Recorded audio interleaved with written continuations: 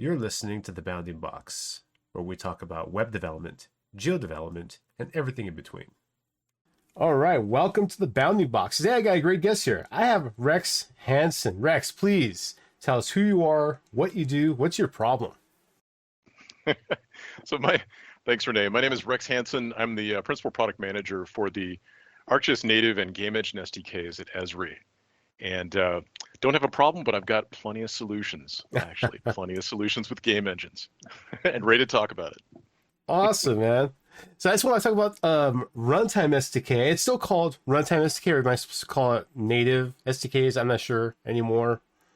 Yeah, so that's a good question. We actually graduated all of our client APIs, JavaScript runtime, and our game engine SDKs to all become ArcGIS Maps SDKs. Okay. And so there's different groups there, right? So we have web, which is basically the ArcGIS Maps SDK for JavaScript, native, which used to be our ArcGIS runtime SDKs. Now it's our ArcGIS native SDKs or native Maps SDKs. And there's 5 products there. And then we've got our ArcGIS Maps SDKs for game engines, which is the sort of the third category. Yeah. That's probably the one I haven't messed with. I did do a little bit Android work way back when. I attempted some iOS stuff and failed miserably. But that was with Objective-C and everything, and I had a real tough time with Xcode. It wasn't a pleasant experience with Xcode. I think that was my main gripe. But, I mean, I could dive into some Java. I see Kotlin's on the list here, too. Kotlin's real popular. We advanced. Nice. Yeah, one of the, I think every one of the Maps SDKs kind of transitioned in different ways, right? So with the ArcGIS API for JavaScript, it basically just renamed the current major release of the ArcGIS API for JavaScript, right? So all the 4.x releases now become the ArcGIS Maps SDK for JavaScript. With the ArcGIS Runtime SDKs, we actually had a new major release, and that new major release enabled us to transition from an Objective-C based iOS SDK into a Swift-based Swift SDK, right? Also, the same thing happened with Android. We were basically Android Java prior as a runtime SDK, and then with the ArcGIS Maps SDKs, we graduated that to Kotlin. And so both of those are actually new products, but founded on the sort of modern language standards with respect to Swift and Kotlin, respectively. That's cool. I think at one point I was trying to get Clojure to work with our SDK, but I was very early learning Clojure and just didn't know what I was doing, so I couldn't get to work. But I might attempt that again, man. Yeah, try it again. I mean, one of the benefits that we have with our native SDKs is we've got a lot of them available, right? So we try and meet the developer where they are. Instead of forcing them to learn something new, right? They can take advantage of talent that they do have, or just the language that feels most comfortable to them. So if they're a Java developer, a .NET developer, a C++ developer, a Swift developer, a Kotlin developer, we've got an API for them, right? To start working that's with sweet. it. So, yeah. All right, Rex. So tell me about some game engines, man. What's Esri doing messing around with game engines? What's up there? Yeah, so actually this is a response to our developer community, right, over the last couple of years. Just wanting to take advantage of some of the benefits that game engines provide. And that includes things like just this high fidelity rendering and immersive interactivity.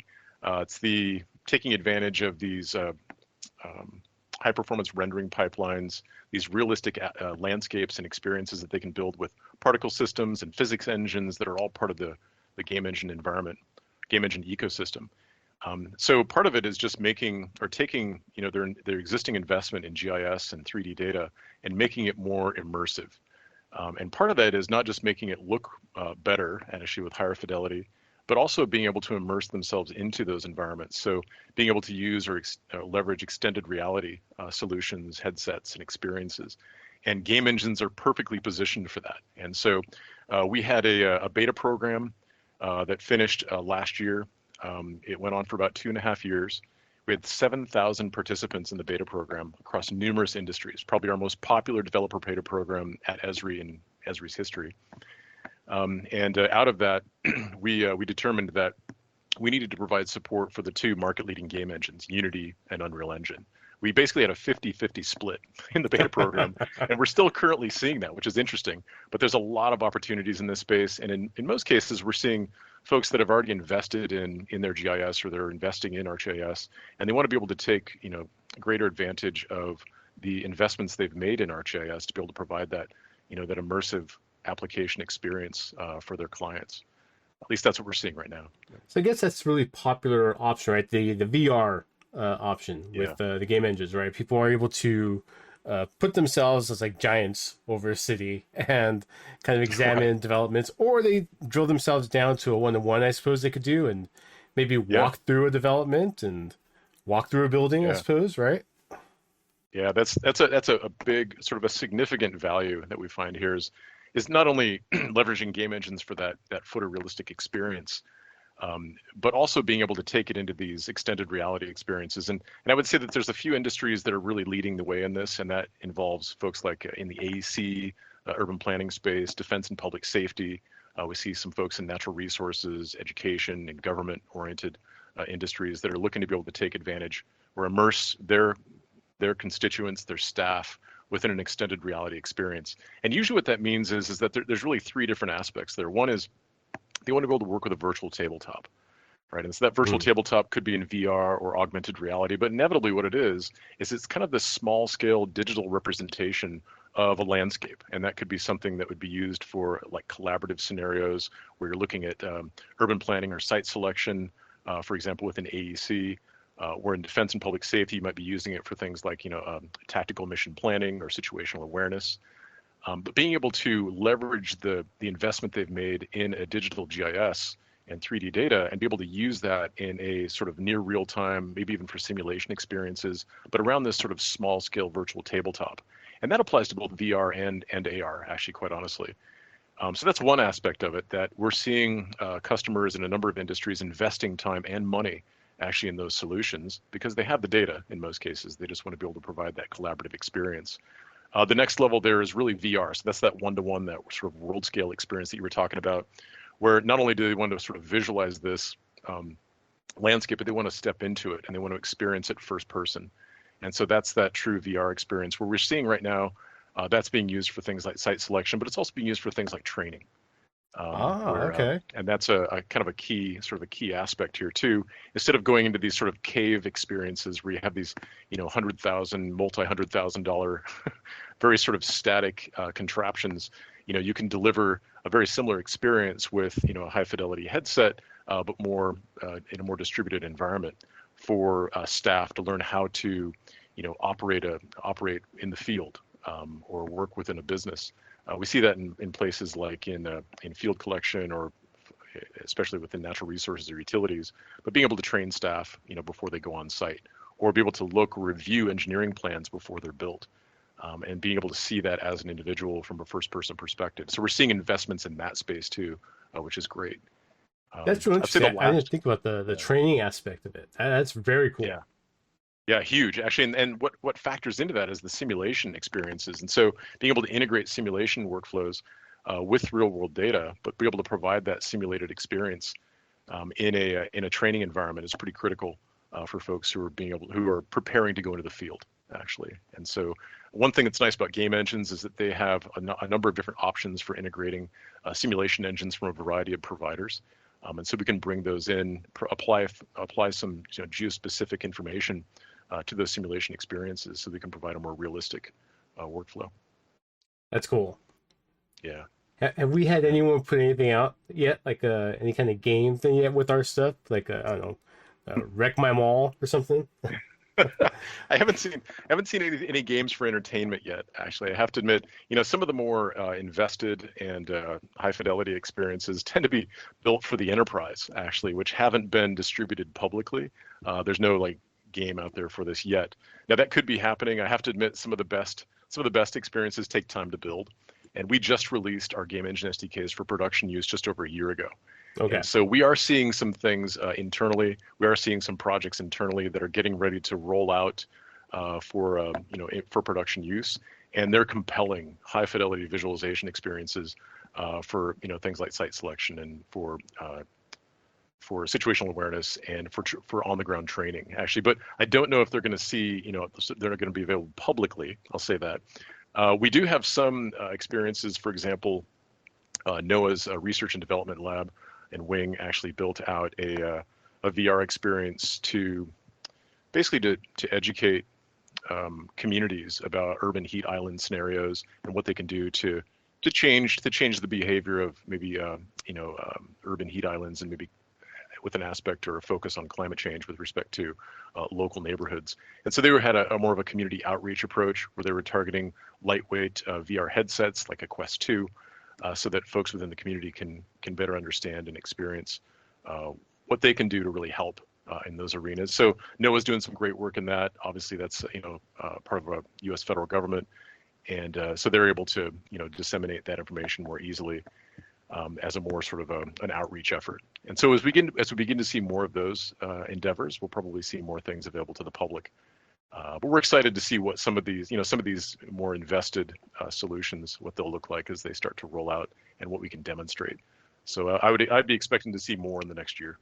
Yeah. And I guess that's part of the challenge, right? Because a lot of this stuff is built for, like I said, enterprise solutions, which aren't shareable, but you can build the demos and the team can build out demos highlighting things that they can do. But the challenge is like, no, well, what have other people done? Well, they've done some cool stuff. I can't really show you that, but we have this other public stuff available you can check out too, which is great. I'm glad that NOAA is doing stuff like that because that makes it much easier to see the potential of stuff like things. Yeah, something that you can try and get your hands on. I say we have showcased a number of solutions in the past. They're not designed for public use, but folks like CIMIC Group out of Australia, the largest construction company in Australia, they're building out an application working with Unity, plugging into their ArcGIS Enterprise system to be able to plan for construction projects, but also monitor progress. And they saw a notable return on investment with that project. Now that's an internal application that we showcased in previous dev summits, so people can actually see it interacting and working, see that workflow and progress. So that's one great example in AEC that we've been able to showcase, a video or demonstrate publicly. We've also seen some, scenarios from Halcyon Levine, where they've actually worked on urban planning projects. The last one that we showed at Dev Summit involved some changes in downtown Chicago where they want to be able to remove a parking lot and actually replace it with something more aesthetic and more usable. And they want to be able to provide a more realistic experience so that policymakers within Chicago, as well as real estate holders within that region, understand the different options that might be available. And they needed that sort of high fidelity, photorealistic, sort of immersive experience to get a better handle on that. Another example actually might be, we worked with Presagis last year on a simulation experience. There was basically an urban mobility simulation demo where we wanted to show a hero vehicle traverse across downtown San Francisco and then integrate a variety of different simulated experiences there to determine what the easiest, I guess, approach is to be able to navigate across a road network and visualize these sort of changes in traffic as things happen over time and how it affects the progress of this vehicle as they move through downtown. So some great proofs of concept, as well as some applications that have gone into practice or into production. But yeah, they're out there. We can show them when we get a chance. We're certainly looking for opportunities to be able to showcase more going forward. That's awesome. It's a great communication tool. It just enhances the ability for people to make decisions like that, right? So that's very cool. Yeah. Oh, indeed. Yeah. Now, one thing that I for the SDKs in general that I found really interesting is this idea of the local server that all the SDKs can run, right? Even I'm guessing this is also in the game engines as well, where basically you have your own geocoding server if you want to, your own feature services and everything running directly in the SDK. Is that right? Actually, a little bit different. So our ArcGIS local server, the ArcGIS, what used to be called the ArcGIS Runtime Local Server, which is the ArcGIS Maps SDK local server, or the ArcGIS Local Server Maps SDK today. It's actually a small version of the ArcGIS Enterprise server. It only supports geocode. It only supports geocode, map, and geoprocessing services right now, and that's primarily so that. It only supports map and geoprocessing services right now. Sorry about that. Map and geoprocessing services right now. It's only designed to work on desktop solutions with our ArcGIS Runtime, now our ArcGIS Native Maps SDKs. And so it doesn't work with our game engine SDKs at this stage. It's really designed as a stepping point, or at least an opportunity for developers that have been working with older Esri technology, developer technology like ArcGIS Engine, to be able to move to our next generation or our modern native SDKs and be able to take some of the capabilities that they had or took advantage of within ArcGIS Engine within our native SDKs. And so that includes things like being able to access direct access or direct connect to enterprise geodatabases, work with file geodatabases, or when working with geoprocessing, there's hundreds of geoprocessing tools that are out there. Being able to host geoprocessing tools and work with them as part of this sort of mini ArcGIS server that is running on a Linux or a Windows desktop, along with the ArcGIS Maps SDK for .NET, Java, or Qt. And so it is kind of a limited distribution, but it's really just to kind of fill the gap for those situations where folks are moving from Engine to Runtime or our native SDKs, and they need some additional functionality to be able to kind of make that transition, basically. So it doesn't apply to our game engine SDKs at all. Yep. Okay, that makes more sense, because I was like, wow, that is amazing that you can do that. But okay, makes more sense. Right. Desktop stuff makes way more sense to me than that. I'm saying I gotta get more into my native stuff on. I don't write much native anything these days. Yeah. Well, I shouldn't say. Back end code is a little different, but I'm not like writing any GUI or anything like that, or interactivity on back end stuff. So yeah, I gotta try it some more. Yeah, I will say this though. I mean, it is really a stopgap. The local server SDK is really a stopgap. We'd like to start graduating. We have started graduating functionality from local server into our native implementation, or our C++ core for our native SDK. So for example, you mentioned geocode. We used to have a geocode server as part of local server, but because now we actually support working with locators directly natively within our C++ core, within our native SDKs, we no longer need the geocode server as part of local server, right? So we removed that. And so gradually over time, we'll start to graduate some of those data sources and geoprocessing capabilities into the native implementation within Runtime or native SDKs. So you don't have to use this sort of mini server to do that. Oh, that's sweet. I can't wait for someone to do a GTA route in their game engine. Right, exactly. So we are looking at, I have to admit, on the game engine SDK side, we do, a little peek behind the covers. The actual core, the C++ core that we share across multiple platforms for all of our native SDKs is the same C++ core we use in our game engine SDKs. Now we surface that functionality in different ways. So we have a rendering implementation for our native SDKs, whether that's built on DirectX or OpenGL or Metal.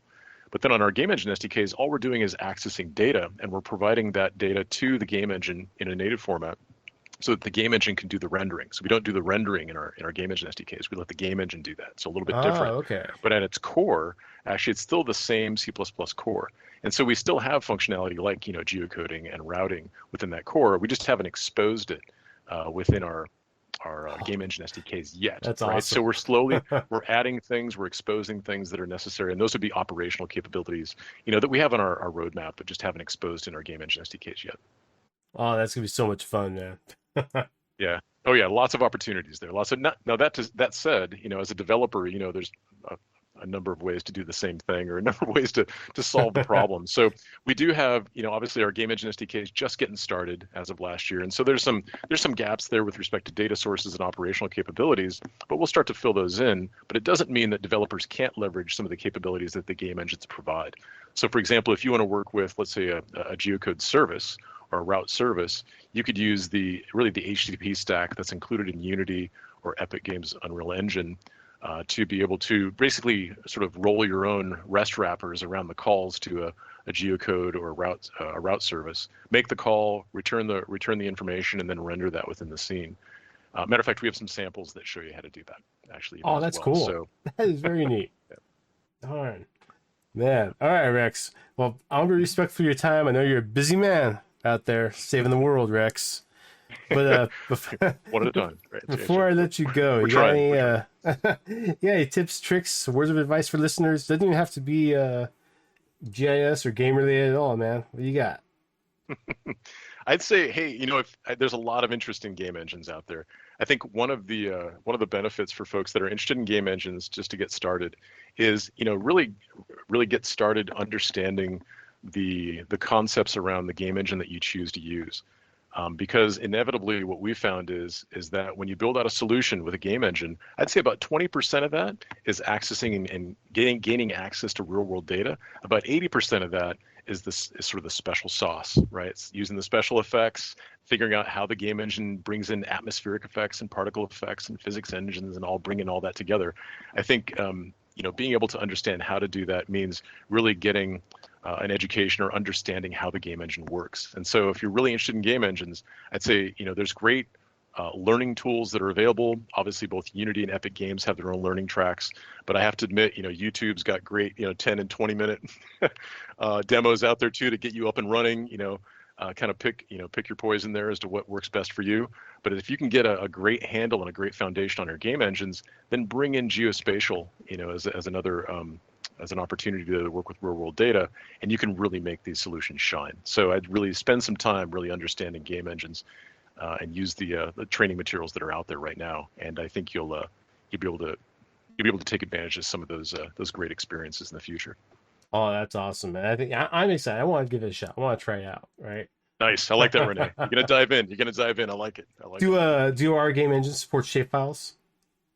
No, so they don't support shapefiles directly, but you obviously you can publish those as feature services and use our sample to bring in the feature service. But as it is right now, our game engines are designed to really integrate with the ArcGIS system, right? So we're showcasing workflows that utilize really ArcGIS data sources and geoanalytical capabilities. So we're trying to promote use of the ArcGIS system and make it easier to access data that's within the system at this stage. So Awesome work, Rex. Awesome, man. Thanks a lot. I appreciate it. You bet. Yeah, thanks, Renee. Take care. Thank you for listening to the Bounding Box today. Please subscribe for more content.